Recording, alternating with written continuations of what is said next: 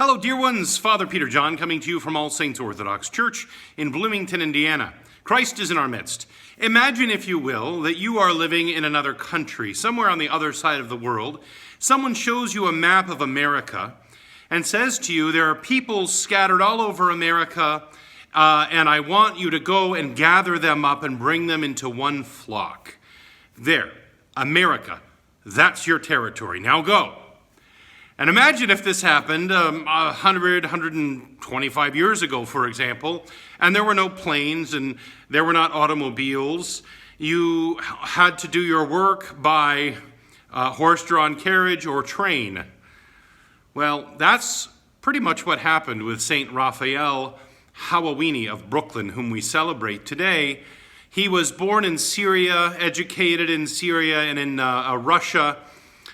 He was a priest monk by the time he came to the American shore, and his job was to work under the omophore of the Russian bishop and to bring together the Arab diaspora, the Syrian diaspora. That means the people who had come here, who had immigrated here from Syria, Lebanon, and they came to America, and there was no organized church for them.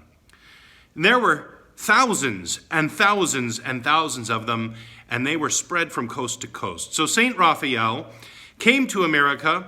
He established an Orthodox cemetery in New York that was very important for him. He established a cathedral, although it wasn't a cathedral to start out with. It was just a little teeny chapel. It ultimately became St. Nicholas Cathedral. He developed what was called then El Galimat, which is known as the Word magazine. In his day, think about it. It was something that was as important to us, as important to them as, say, the internet would be for us. You know, we want to go to a town. We want to look up a church.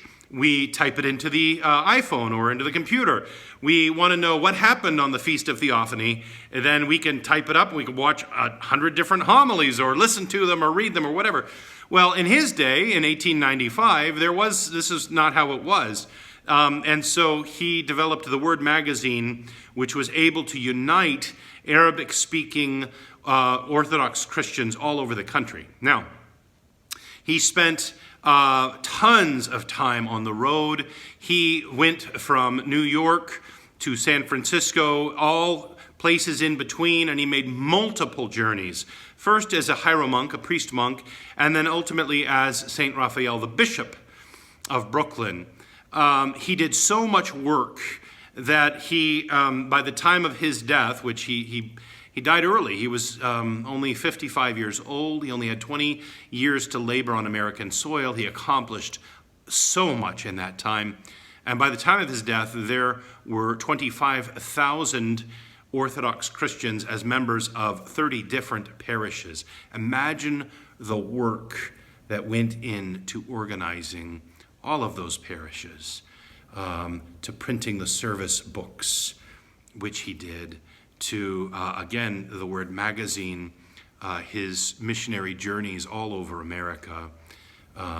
What an amazing man. What an example of a man who took his life so seriously, his education, so that he would be able to explain the faith, the Orthodox faith in Jesus Christ, together with his Father and his Holy Spirit, to anyone who would be willing and open-hearted to learn.